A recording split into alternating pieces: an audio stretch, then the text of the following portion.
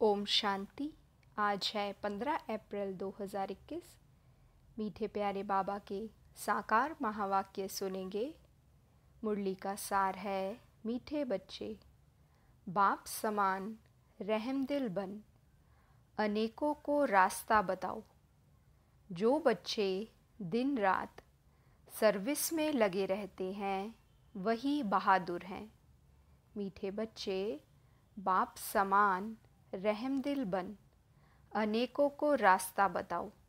जो बच्चे दिन रात सर्विस में लगे रहते हैं वही बहादुर हैं।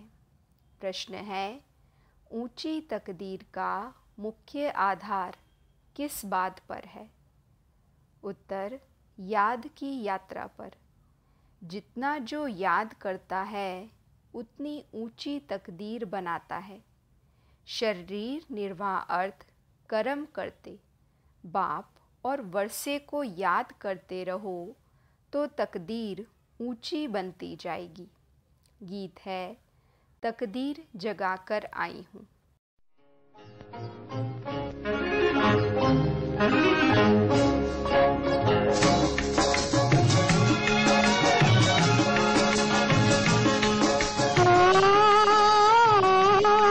तकदीर जगा कर आई हूँ, तकदीर जगा कर आई हूँ, जगा कर आई हूँ। मैं एक नई दुनिया बसा कर लाई हूँ, दुनिया बसा कर लाई हूँ।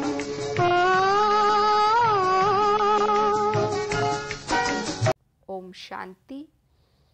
बच्चे जब पैदा होते हैं तो अपने साथ कर्मों अनुसार तकदीर ले आते हैं। कोई साहूकार पास, कोई गरीब के पास जन्म लेते हैं। बाप भी समझते हैं कि वारिस आया है।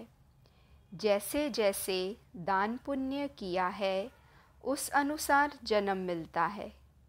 अब तुम मीठे मीठे सिकिलदे बच्चों को कल्प बाद फिर से बाप ने आकर समझाया है। बच्चे भी जानते हैं कि हम अपनी तकदीर ले आए हैं। स्वर्ग की बादशाही की तकदीर ले आए हैं। जिन्होंने अच्छी तरह से जाना है और बाप को याद कर रहे हैं। याद के साथ तकदीर का कनेक्शन है। जन्म लिया है तो बाप की याद भी होनी चाहिए। जितना याद करेंगे उतनी तकदीर ऊंची रहेगी। कितनी सहज बात है। सेकंड में जीवन मुक्ति मिल जाती है। तुम आए हो सुखधाम की तकदीर प्राप्त करने। अभी हर एक पुरुषार्थ कर रहे हैं। हर एक अपने को देख रहे हैं कि हम कैसे पुरुषार्थ कर रहे हैं। जैसे मम्मा बाबा और सर्विसेबल बच्चे पुरुषार्थ करते हैं, उनको फॉलो करना चाहिए। सबको बाप का परिचय देना चाहिए। बाप का परिचय दिया तो रचना के आदि मध्य अंत का भी आ जाएगा। ऋषि मुनि आदि कोई भी रचता और रचना के आदि मध्य अंत का नॉलेज दे नहीं सकते। अभी तुम्हारी बुद्धि में सारा चक्र स्मृति में रहता है। दुनिया में कोई भी बाप और वर्षे को नहीं जानते। तुम बच्चे अब बाप को और अपनी तकदीर को जानते हो। अब बाप को याद करना है। शरीर निर्वाह अर्थ कर्म भी करना है। घर बार भी संभालना है। कोई निर्बंधन है तो वह अच्छी सर्विस कर सकते हैं। बाल बच्चे कोई नहीं तो उनको सर्विस करने का अच्छा चांस है। स्त्री को पति व बच्चों का बंधन होता है। अगर बच्चे नहीं हैं तो बंधन मुक्त ठहरे ना। वह जैसे वानप्रस्थी हो गए। फिर मुक्ति धाम में जाने के लिए संग चाहिए। भक्ति मार्ग में तो संग मिलता है, साधुओं आदि का, निवृत्ति मार्ग वालों का। वह निवृत्ति मार्ग वाले प्रवृत्ति मार्ग का वर्षा दिला ना सके। तुम बच्चे ही दिला सकते हो। तुमको बाप ने रास्ता बताया है। भारत की हिस्ट्री ज्योग्राफी 84 जन्मों की बैठ समझाओ। भारतवासी ही 84 जन्म लेते हैं, एक की बात नहीं है। सूर्यवंशी सो फिर चंद्रवंशी, फिर वैश्यवंशी घराने में आते हैं, नंबरवार तो होते हैं ना। भारत का पहला नंबर प्रिंस है श्री कृष्ण, जिसको झूले में झुलाते हैं। दूसरे नंबर को झुलाते ही नहीं हैं, क्योंकि कला कम हो गई है। जो पहला नंबर है, पूजा उसकी होती है। मनुष्य समझते नहीं कि कृष्ण है वह 2-3 है। मनुष्य समझते नहीं कि कृष्ण एक है वह 2-3 है। कृष्ण की डिनेस्टी चलती है, यह किसी को भी पता नहीं है। पूजा सिर्फ नंबर 1 की होती है। मार्क्स तो नंबरवार ही मिलते हैं। तो पुरुषार्थ करना चाहिए कि क्यों ना हम पहले नंबर में आए, मम्मा बाबा को फॉलो करें, उनकी राजधानी ले लेवें। जो अच्छी सर्विस करेंगे वह अच्छे महाराजा के घर में जन्म लेंगे। वहाँ तो है ही महाराजा महारानी। उस समय कोई राजा रानी का टाइटल नहीं होता है, वह बाद में शुरू होता है। द्वापर से जब पतित बनते हैं तो उनमें बड़ी प्रॉपर्टी वाले को राजा कहा जाता है। फिर महाराजा का लक़ब कम हो जाता है, प्राय लोप हो जाता है। फिर जब भक्ति मार्ग होता है तो गरीब साहूकार में फ़र्क तो रहता है ना। अब तुम बच्चे ही शिव बाबा को याद करते हो और उनसे वर्षा ले रहे हो, और सत्संगों में मनुष्य बैठ कथा सुनाते हैं। मनुष्य को भक्ति सिखलाते हैं। वह ज्ञान देकर सद्गति नहीं कर सकते। वेद शास्त्र आदि सब है भक्ति मार्ग के। सद्गति तो ज्ञान से होती है। पुनर्जन्म को भी मानते हैं। बीच में तो कोई भी वापस जा ना सके। अंत में ही बाप आकर सबको ले जाते हैं। इतनी सब आत्माएं कहाँ जाकर ठहरेंगी? सब धर्म वालों के सेक्शन तो अलग अलग हैं ना, तो यह भी समझाना है। यह किसी को पता नहीं है कि आत्माओं का भी झाड़ है। तुम बच्चों की बुद्धि में सारे झाड़ का ज्ञान रहता है। आत्माओं का झाड़ भी है, जीव आत्माओं का भी झाड़ है। बच्चे जानते हैं कि हम यह पुराना शरीर छोड़कर घर जा रहे हैं। मैं आत्मा इस शरीर से अलग हूँ, यह समझना गोया जीते जी मरना। आप मुए मर गई दुनिया। मित्र संबंधी आदि सबको छोड़ दिया है। पहले पूरी शिक्षा लेकर मर्तबे के अधिकारी बन फिर जाना है। बाप को याद करना तो बहुत सहज है।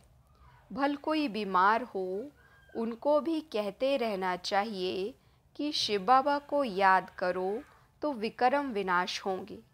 जो पक्के योगी हैं उनके लिए जल्दी मरना अर्थात शरीर छोड़ना भी अच्छा नहीं है, क्योंकि वह योग में रहकर रूहानी सेवा करते हैं। मर जाएंगे तो सेवा कर नहीं सकेंगे। सेवा करने से अपना ऊंच पद बनाते रहेंगे और भाई बहनों की सेवा भी होगी। वह बाप से वर्षा पालेंगे। हम आपस में भाई भाई हैं, एक बाप के बच्चे हैं।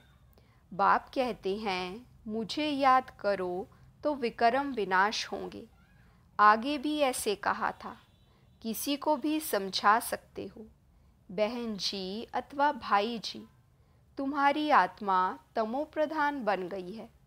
जो सतो प्रधान थी, अब फिर तमो प्रधान से सतो प्रधान बन सतो प्रधान दुनिया में चलना है। आत्मा को सतो प्रधान बनाना है याद की यात्रा से। याद का पूरा चार्ट रखना चाहिए, ज्ञान का चार्ट नहीं रख सकेंगे। बाप तो ज्ञान देते रहते हैं। जांच रखनी है कि हमारे ऊपर जो विकर्मों का बोझा है वह कैसे उतरे, इसलिए याद का चार्ट रखा जाता है। हमने कितना घंटा याद किया, मूल वतन को भी याद करते हैं, फिर नई दुनिया को भी याद करते हैं। उथल पुथल होनी है, उसकी भी तैयारी हो रही है। बॉम्ब्स आदि भी बनते जाएंगे। एक तरफ कहते हैं कि हमें ऐसे ऐसे मौत के लिए सामान बना रहे हैं, दूसरी तरफ कहते मौत का सामान नहीं बनाओ। समुंदर के नीचे भी मारने का सामान रखा है, ऊपर आकर बॉम्ब्स छोड़ फिर समुंदर में चले जाएंगे। ऐसी ऐसी चीज़ें बनाते रहते हैं। यह अपने ही विनाश के लिए कर रहे हैं। मौत सामने खड़ा है, इतने बड़े बड़े महल बना रहे हैं। तुम जानते हो यह सब मिट्टी में मिल जाएंगे, किनकी दबी रही धूल में। लड़ाई ज़रूर होगी, कोशिश कर पॉकेट सबके खाली करेंगे। चोर भी कितने घुस पड़ते हैं, लड़ाई पर कितना खर्चा करते हैं। यह सब मिट्टी में मिल जाना है। मकान आदि सब गिरेंगे। बॉम्ब्स आदि गिरने से सृष्टि के 3 भाग खल्लास हो जाते हैं, बाकी 1 भाग बच जाता है। भारत एक हिस्से में है ना, बाकी तो सब बाद में आए हुए हैं। अभी भारत का ही भाग बचेगा। मौत तो सबका होना ही है, क्योंकि मौत तो सबका होना ही है, तो क्यों ना हम बाप से पूरा वर्षा ले लेवे। इसलिए बाप कहते हैं लौकिक संबंधियों से भी तोड़ निभाना है। बाकी बंधन नहीं है तो बाबा राय देंगे कि क्यों नहीं सर्विस पर लग जाते हो। स्वतंत्र हैं तो बहुतों का भला कर सकते हैं। अच्छा, कहाँ बाहर ना जाए तो अपने मित्र संबंधियों पर ही रहम करना चाहिए। आगे कहते थे ना कि बाबा रहम करो। अब तो तुमको रास्ता मिला है तो औरों पर भी रहम करना चाहिए, जैसे बाप रहम करता है। बाप कहते हैं मुझे याद करो तो विक्रम विनाश होंगे। सन्यासी लोग तो हठ योग आदि की कितनी मेहनत करते हैं। यहाँ तो यह कुछ नहीं है, सिर्फ बाप को याद करो तो पाप भस्म हो जाएंगे। इसमें कोई तकलीफ नहीं, सिर्फ याद के यात्रा की बात है। उठो बैठो, कर्मेंद्रियों से भल कर्म भी करो। सिर्फ बुद्धि का योग बाप से लगाओ। सच्चा सच्चा आशिक बनना है उस माशूक का। खुद कहते हैं कि हे आशिकों, हे बच्चों, भक्ति मार्ग में तो बहुत याद किया, लेकिन अब मुझ माशूक को याद करो तो तुम्हारे पाप भस्म होंगे।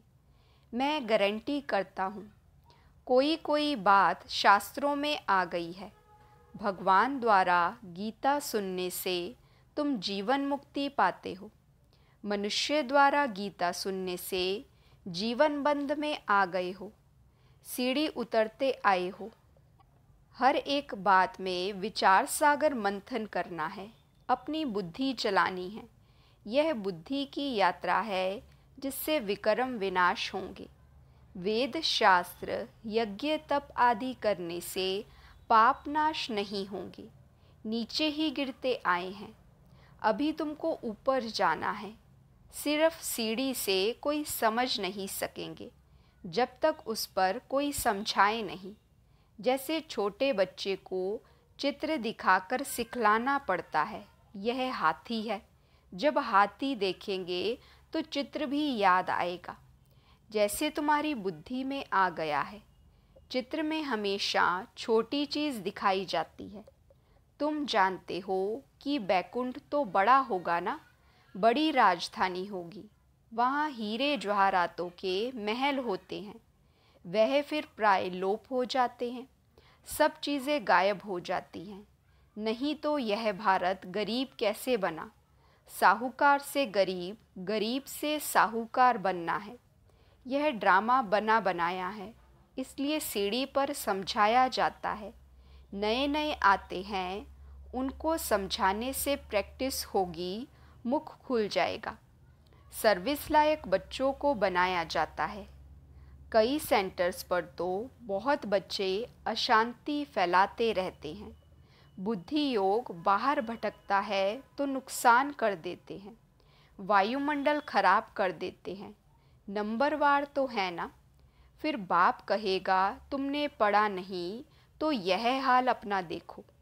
दिन प्रतिदिन जास्ती साक्षात्कार होते रहेंगे। पाप करने वालों को सजाएं भी मिलती रहेंगी। फिर कहेंगे नाहक हमने पाप किया। बाप को सुनाकर प्रायश्चित करने से कुछ कम हो सकता है, नहीं तो वृद्धि होती रहेगी। ऐसा होता रहता है। खुद भी महसूस करेंगे, परंतु फिर कहते क्या करें, हमारी ये आदत मिटती नहीं। इससे तो घर जाकर रहें। कोई तो अच्छी सर्विस करते हैं, कोई डिससर्विस भी करते हैं। हमारी सेना में कौन कौन बहादुर है, ये बाप बैठ नाम बताते हैं। बाकी लड़ाई आदि की यहाँ बात नहीं है। यह है बेहद की बातें। अच्छे बच्चे होंगे तो बाप ज़रूर महिमा भी करेंगे।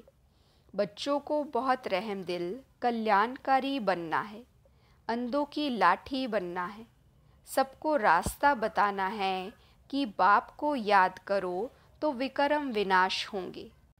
पाप आत्मा और पुण्य आत्मा कहते हैं ना। ऐसे थोड़ी कि अंदर परमात्मा है वह आत्मा कोई परमात्मा बन जाती है। यह सब रॉन्ग है। परमात्मा पर थोड़े ही पाप लगता है, उसका तो ड्रामा में पार्ट है सर्विस करने का। मनुष्य ही पाप आत्मा पुण्य आत्मा बनते हैं। जो सतो प्रधान थे वही तमो प्रधान बने हैं। उनके तन में बाप बैठ सतो प्रधान बनते हैं तो उनकी मत पर चलना पड़े ना। अभी बाप ने तुम बच्चों को विशाल बुद्धि बनाया है। अभी तुम जानते हो कि राजधानी कैसे स्थापन हो रही है। बाप ही ब्रह्मा तन में आकर ब्रह्मामुख वंशावली बच्चों को राजयोग सिखाए देवी देवता बनाते हैं। फिर पुनर्जन्म ले सीढ़ी उतरते हैं। अब फिर सब रिपीट करना है। बाप फिर ब्रह्मा द्वारा स्थापना करा रहे हैं। योग बल से तुम 5 विकारों पर जीत पाकर जगत जीत बनते हो। बाकी लड़ाई आदि की कोई बात नहीं है। अच्छा, मीठे मीठे सिकिलदे बच्चों प्रति माता पिता बाप दादा का याद प्यार और गुड मॉर्निंग। रूहानी बाप की रूहानी बच्चों को नमस्ते। हम रूहानी बच्चों की रूहानी माता पिता बाप दादा को दिल व जान सिक व प्रेम से नमस्ते नमस्ते नमस्ते जी। गुड मॉर्निंग बाबा, शुक्रिया बाबा, शुक्रिया। वाह मेरा भाग्य, वाह मेरे भाग्य विधाता बाबा। धारणा के लिए मुख्य सार है। पहली पॉइंट, बंधन मुक्त बन। बाप की सर्विस में लग जाना है, तभी ऊंची तकदीर बनेगी। रहमदिल बन, अनेकों को रास्ता बताना है, अंधों की लाठी बनना है। दूसरी पॉइंट, इस शरीर से ममत्व निकाल। जीते जी मरना है, क्योंकि अब वापस घर जाना है। बीमारी में भी एक बाप की याद रहे तो विक्रम विनाश हो जाएंगे। वरदान है, अन्य आत्माओं की सेवा के साथ साथ स्वयं की भी सेवा करने वाले सफलता मूर्त भव। अन्य आत्माओं की सेवा के साथ साथ स्वयं की भी सेवा करने वाले सफलता मूर्त भव। बाबा समझाते, सेवा में सफलता मूर्त बनना है तो दूसरों की सर्विस के साथ साथ अपनी भी सर्विस करो। जब कोई भी सर्विस पर जाते हो तो ऐसे समझो कि सर्विस के साथ साथ अपने भी पुराने संस्कारों का अंतिम संस्कार करते हैं। जिन संस्कारों का संस्कार करेंगे उतना ही सत्कार मिलेगा। सभी आत्माएं आपके आगे मन से नमस्कार करेंगी, लेकिन बाहर से नमस्कार करने वाले नहीं बनाना, मानसिक नमस्कार करने वाले बनाना। स्लोगन है, बेहद की सेवा का लक्ष्य रखो तो हद के बंधन सब टूट जाएंगे। बेहद की सेवा का लक्ष्य रखो तो हद के बंधन सब टूट जाएंगे। अच्छा, ओम शांति।